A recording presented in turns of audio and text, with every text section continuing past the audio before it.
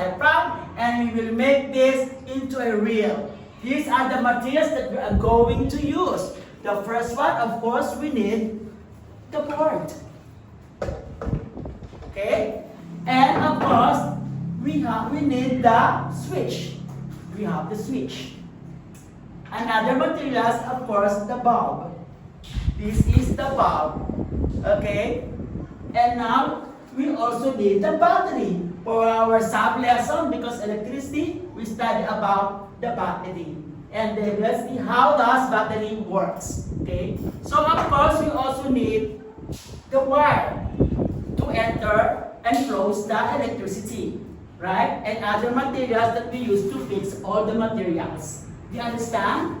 So we will make this in the reel that the lesson is about simple circuit. Okay?